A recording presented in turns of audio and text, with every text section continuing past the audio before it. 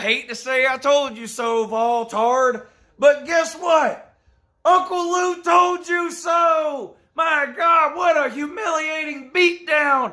44-21. But you're back, though. We know. Yeah, you're back. Back to getting beat. Just basically the same as you got beat last year. What was it last year? 43-12. The only difference between this game and last game is the bad snap that Georgia had in the very first possession of the game, where you got lucky and jumped on the ball in the end zone for a defensive touchdown. Other than that, you're the same team you were last year, and you got beat just as bad. So now all offseason, you talked about how amazing it was, and that you only lost to Georgia 44-12, and or 43-12, 40 whatever it was. We hung with Georgia for some of the first half. I can't wait to read all those same comments again all next offseason, when we have to hear about you're back for 2021. 2021's finally the year, because we only lost to Georgia 44-21, and it was close up until 5 minutes into the third quarter. I can't wait to hear all that same dribble and nonsense that I hear from you people every single offseason. And here's a spoiler alert, some breaking news from yours truly, Lou Stradamus. Next year, when Georgia plays Tennessee, we're going to beat you 40-something to 14 or 17 or whatever. I mean, this is just the way it goes. The sun rises, the sun sets, the tide comes in, the tide goes out. You pay your taxes. The South Carolina fans can't read, and Tennessee loses to Georgia. We just know it. Now, just like I thought, and just like I said all week and on the Hype and Hate video on Friday, Tennessee fans did indeed really believe it this year. They 100% believed it. This was the year they were beating UGA. They were winning the East. They were winning the SEC, competing for play, blah, blah, blah. Now, you know, they say that all the time. Then after the game, well, we knew and we were just saying that. No, they honestly believed it this year. I pointed it out in the video on Friday. Even the Vol fans in there agreed. Yes, we really mean it this year. We have a good team. We have the best offensive line. You're telling me you're going to sit here with a straight face, Voltard, and try to tell me that the best offensive line in America just propelled Tennessee to 15 yards rushing? I can't with you people. I can't. My God, I don't understand. If breathing and heartbeat were not autonomous functions regulated by the brain somehow automatically, you people would be dead, because it's impossible to be as stupid as you are and have to remember to breathe. It's impossible. The best offensive line in America, I told you all week, it's not the best offensive line. Yeah, you got some talented players, but they're not the best offensive line. Watch the games. They're not. Told you that all week. Eric Gray and Tyson Chandler are the two best running back in the SEC, Lou.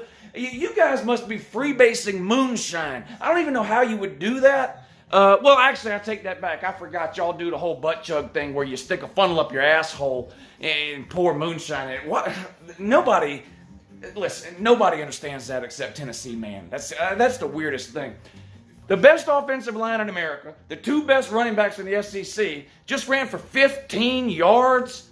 Total, not on one play. Total. Guarantano's the best player on Georgia's offense, period. Kyrus Jackson's a close second today. Shout out to Kyrus Jackson. He had a great game offensively. Jarret Guarantano was our best player today, though. This guy is amazing, Jarret Guarantano. And guess what, Tennessee fans? You want to hear some good news? I'm going to give you some good news. You need some good news after that beat down you just received at the hands of me and my Georgia Bulldogs.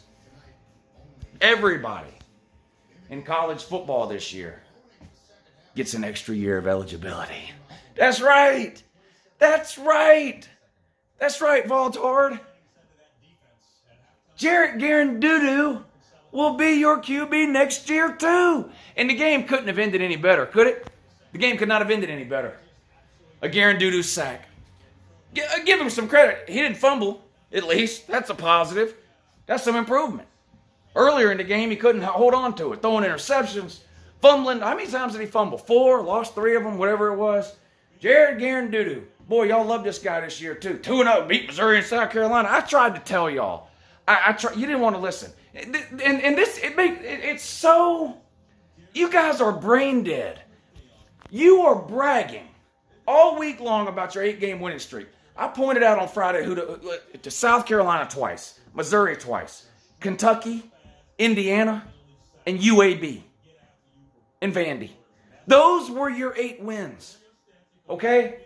You brag about that all week while telling me that our win over Auburn was meaningless.